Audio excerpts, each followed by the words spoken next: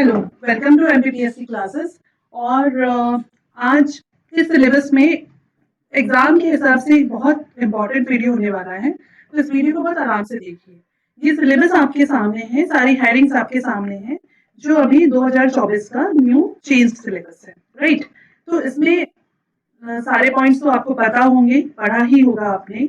अब आप देखते चलिए।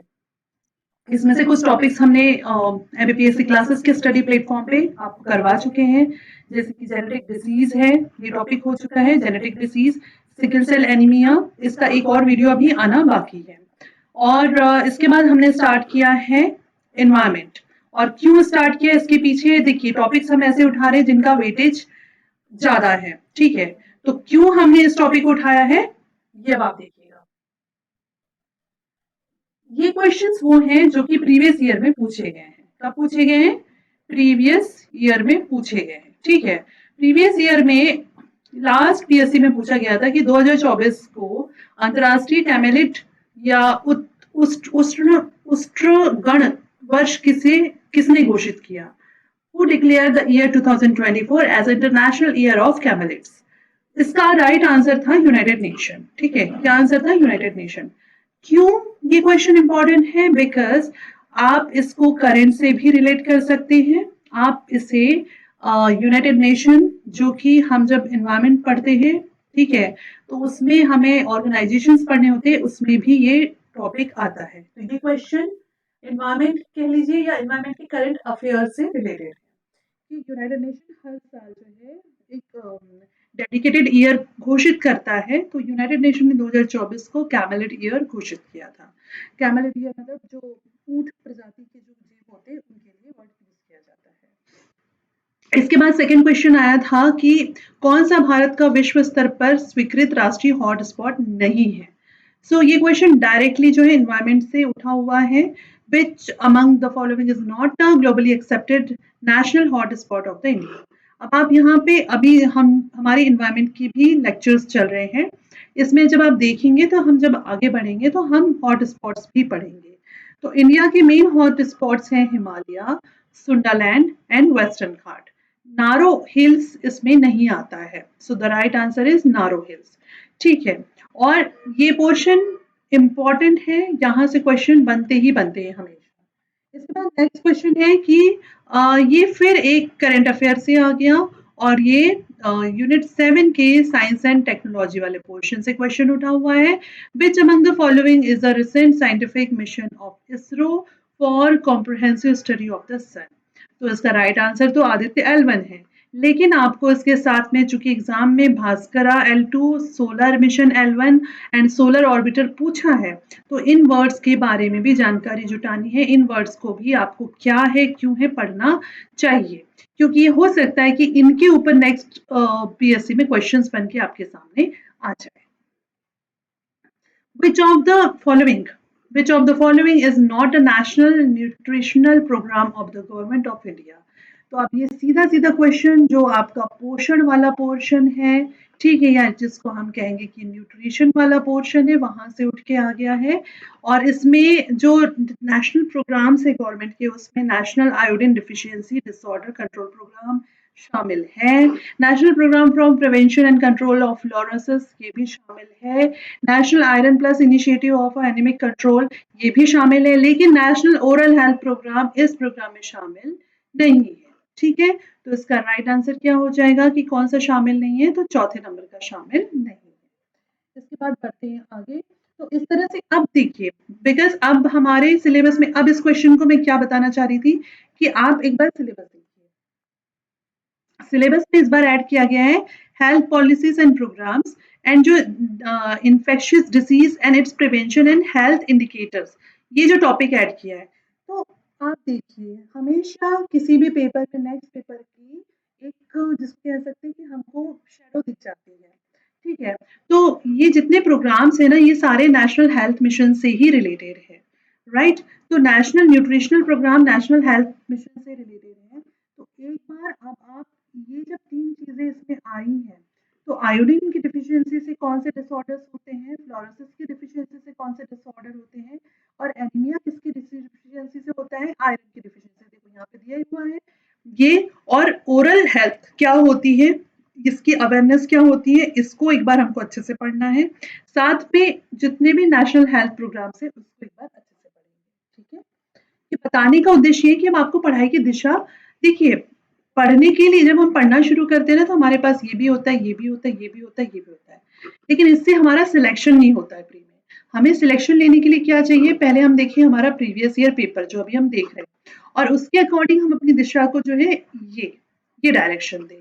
अगर हम ये भी पढ़ लें, ये भी पढ़ लें, ये भी इम्पोर्टेंट है करके पढ़ेंगे ना, तो ऐसे में पढ़ तो सब लेंगे, नॉलेज तो हर चीज़ का मिल जाएगा, लेकिन एग्ज़ाम निकलेगा या निकलेगा इसकी गारंटी देना मुश्किल है। लेकिन जब आप ये पेपर्स देख रहे हैं, इसके अकॉर्डिंग जैसे मैं बता रही हूँ, आप इस तरह से अगर पढ़ेंगे, तो डेफ़िनिटली आपका पेपर क्लियर होगा। अब देखिए, ये क्वेश्चन कौन-सा है? कौन-सा सबसे स्थिर पारिस्थितिक तंत्र है? Which among of the following is most stable ecosystem? Forest ecosystem क्या सबसे स्टेबल होगा, डेजर्ट होगा, मरीन होगा या ग्रासलैंड होगा? तो हमेशा याद रखिए कि जो मरीन इकोसिस्टम होता है वो सबसे ज्यादा स्टेबल इकोसिस्टम की कैटेगरी में आता है। जो मरीन इकोसिस्टम होता है वो सबसे ज्यादा स्टेबल इकोसिस्टम की कैटेगरी में आता है। कैसे? क्योंकि मरीन, एक तो इसकी डेप्थ बहुत होती है, इसमें लाइफ, एनिमल्स, प्लांट्स सब कुछ जो है बहुत ज़्यादा होते हैं और इसमें मतलब फॉरेस्ट अगर आप देखोगे तो फॉरेस्ट एक बार डिफॉरेस्टेशन होने से या चेंजेस होने से, अर्थक्वेक आया या कुछ भी आया, सूखा पड़ गया या फ्लड आ गया तो उससे इकोसिस्टम डिस्टर्ब हो जाएगा। लेकिन मरीन में ये वाली कंडीशन नहीं होती है, ठीक है।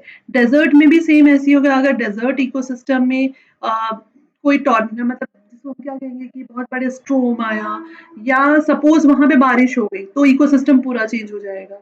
मरीन में ये वाली कंडीशन नहीं होती है। ग्रासलैंड में भी सेम होता है कि अगर बहुत सूखा पड़ गया और ग्रासलैंड जो है पूरा सूख गया तो वहां का इकोसिस्टम पूरा डिस्टर्ब हो जाएगा। तो कहने का मतलब ये है कि सबसे ज्यादा स्टेबल मरीन इकोसिस्टम होता है, क्योंकि ओशन में ये सब कंडीशन जो है चांसेस कम रहते हैं, ठीक है। इसलिए सबसे ज्यादा स्टेबल इकोसिस्टम कौन सा हो जाएगा? मरीन इकोसिस्टम हो जाएगा। अब यहाँ पे आप देखिए कि इकोसिस्टम आपको सारे पढ़ने, इकोसिस्टम हमने पढ़ा भी है, ठीक है। इसमें से आपको सारे इकोसिस्टम को एक बार अच्छे से पढ़ना है। among which among of the following is not a biodegradable pollutant? देखो इस बार आप देख रहे हो सिलेबस में जो है पोल्यूशन वाला टॉपिक ऐड किया हुआ है, ये नीचे पोल्यूशन है ना, तो पोल्यूशन वाला टॉपिक जो ऐड किया है उससे ये क्वेश्चन सीधा उठेगा ही उठेगा, क्योंकि पोल्यूशन से हमेशा क्वेश्चंस बनते हैं। तो ये कह रहा है कि इसमें से कौन सा ऐसा पोल्यूटेंट है जो कि बायोडिग्रेडेबल है। बहुत ही सिंपल क्वेश्चन है, आप कॉमन सेंस से भी सही कर सकते हैं। कौन सा बायोडिग्रेडेबल पोल्यूटेंट नहीं है? पेपर एक बायोडिग्रेडेबल पोल्यूटेंट होता है, तो पेपर तो होगा नहीं। फूड, प्लांट वेस्ट भी डिग्रेडेबल होते हैं, ये भी सड़ के गल जाते हैं। इंसेक्टिसाइड्स ये केमिकल्स होते हैं, इनका बहुत रेट स्लो होता है तो इनका चांसेस कम होता है। वुड और सेलुलोज भी गल जाते हैं, तो राइट आंसर क्या हो जाएगा? सी हो जाएगा। अब आप देखिए कि आपको पोल्यूशन अगर आप जब पढ़ेंगे तो उसमें आपको व्हाट इज पोल्यूशन, उसके बाद में टाइप्स ऑफ पोल्यूशन, है ना, टाइप्स ऑफ पोल्यूशन के बाद इसके कुछ ऐसे इंपॉर्टेंट फैक्ट्स भी आपको देखना होगा। तो ये पोल्यूशन से डायरेक्ट क्वेश्चन उठा हुआ है। इसके बाद है फिर इकोसिस्टम पे हम वापस आ जाते हैं, and ecosystem flow of energy. Energy flow जो है आप अभी नेक्स्ट वीडियो जो आएगा उसमें आप इसको देखेंगे। तो flow of energy decline as it passes from lower to higher trophic level, it is explain by the following. तो जो कह रहा है कि जो इकोसिस्टम में एनर्जी का फ्लो होता है प्रोड्यूसर से लेके फिर consumer, primary consumer, secondary consumer, tertiary consumer तक के, और उसके बाद फिर डिकम्पोजर जो है उसको डिकम्पोज कर देते हैं, ठीक है। तो ये जो एनर्जी का फ्लो हो रहा है फ्रॉम लोअर टू अपर, ये इसमें थर्मोडायनामिक इसमें कह रहा है कि इसमें कौन सा law explain by the following, this is explain by the following. कौन इसको एक्सप्लेन करता है, कि कौन समझाता है? तो इसको कौन समझाता है? सेकेंड लॉ ऑफ थर्मोडायनामिक्स इसको एक्सप्लेन करता है, ठीक है। तो आप जब मैंने जब आपको कहा है घटना चक्र सॉल्व करने के लिए, आप जब उसमें सॉल्व करेंगे ना तो इस तरह के क्वेश्चंस आपको वहां पे मिल जाएंगे। इसीलिए मैंने आपको कहा है कि आपको लेक्चर्स अटेंड करना है और घटना चक्र सॉल्व करना है। Osteoclast, osteoclast are associated with which of the following? तो ऑस्टियोक्लास्ट का रिलेशन देखो, अब पीएससी ने जो है इसको फिर बाद में इसके दो आंसर्स को माना था, बट ऑस्टियोक्लास्ट जो है ये बोन फॉर्मेशन बोन फ्रैक्चर, इस ये दोनों को उन्होंने माना हुआ है, तो ये भी सही हो सकता है, ये भी। हालांकि इस तरह के क्वेश्चंस हर बार आते हैं और इसके आंसर में हमेशा विवाद होता है, तो इस क्वेश्चन को देख के परेशान होने की जरूरत नहीं है। लेकिन ये क्वेश्चन कहाँ से उठा है? ये क्वेश्चन जो उठा है ये ह्यूमन एनाटॉमी, मतलब वो जो मानव शरीर संरचना वाला जो टॉपिक है, ठीक है, ह्यूमन बॉडी स्ट्रक्चर वाला जो टॉपिक है, ये वहां से टॉपिक उठा है, ठीक है, ये वहां से क्वेश्चन उठा है। फिर है ग्रीन मफलर, ये वापस से हम जो है इन्वायरमेंट पे आ गए, इन्वायरमेंटल पॉल्यूशंस पे आ गए। किस पे आ गए? हम पॉल्यूशन वाले चैप्टर पे आ गए। पॉल्यूशन में अभी एक और क्वेश्चन आपने ऊपर देखा था, बायोडिग्रेडेबल वाला था। नहीं, एक मिनट, हमने देखा था पॉल्यूशन में, कहाँ गया? एक क्वेश्चन था, यस, ये वाला था ना, कि ये कौन सा जो है पॉल्यूटेंट जो है बायोडिग्रेडेबल नहीं है। एक ही क्वेश्चन हो गया। फिर ये क्वेश्चन आ गया green muffler. Green muffler is related to pollution of, किस पॉल्यूशन से रिलेटेड है? तो ग्रीन मफलर का मतलब होता है ये नॉइज पॉल्यूशन से रिलेटेड है। पहले तो ये समझ लीजिए, जब आप टाइप्स ऑफ पॉल्यूशन पढ़ेंगे तो ग्रीन मफलर वाला कॉन्सेप्ट भी आपको पढ़ने को मिलेगा। एक्चुअली ग्रीन मफलर वाला जो कॉन्सेप्ट है उसमें बेसिकली ये है कि जैसे मान के चलिए रोड बहुत ज़्यादा चल रहा है, ठीक है, तो इस रोड के किनारे किनारे में जो है ऐसे पेड़ लगा दिए जाएंगे जो कि बहुत घने हैं। जैसे ये मान के चलिए ये छोटी छोटी, ये बड़े बड़े पेड़ लगाए, ठीक है, ये बड़े बड़े पेड़ लगा के हुए, ठीक है, ये बड़े बड़े पेड़ लगा दिए। अब इसके बाद में क्या करेंगे, यहाँ पे इनके बीच में, क्योंकि ये स्पेस खाली दिख रहा है, तो यहाँ पे क्या करेंगे, इस हाइट की वो बुशेस आती है ना, जो बुशेस लगा देंगे, मेहंदी के पेड़ होते हैं या वो जो नहीं होती है फेंसिंग में जो यूज होती है, ऐसी वाली बुशेस लगा दी जाएगी, ठीक है, ये लगा दिए। तो अब क्या हुआ यहाँ पे कि हमने हाइट, ये हाइट पे जो है इनकी कैनोपी आ रही है बड़े पेड़ों की, ठीक है। उसके बाद इसके बाद में जो गैप बच रहा था वहां पे हमने बुशेस लगा दिए, झाड़ियां लगा दी, जिसको झाड़ी कहते हैं। और इसके नीचे में जो है छोटे छोटे हर्ब्स लगा देते हैं, ऐसी छोटी ग्रासेस हर्ब्स लगा देते हैं, ये ऐसे ऐसे, जिससे कि ये 3 लेयर में पोल्यूशन को, नॉइज पोल्यूशन को कंट्रोल करते हैं। और रोड के दोनों साइड लगाने के पीछे सबसे बड़ा रीजन ये होता है कि ये जो है साउंड को एब्जॉर्ब कर देते हैं, तो इससे नॉइज पोल्यूशन जो है कंट्रोल होता है। ये एक जिसको कहेंगे इन्वायरमेंट फ्रेंडली तरीका है, तो इसका रिलेशन नॉइज से है।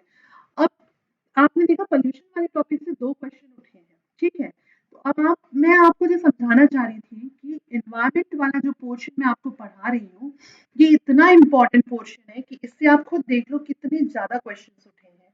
खाली ह्यूमन एनाटॉमी जो है, ह्यूमन बॉडी है, इससे सिर्फ एक क्वेश्चन ये वाला आया है। एंड रिमेनिंग ऑल क्वेश्चंस कहाँ से आए हैं?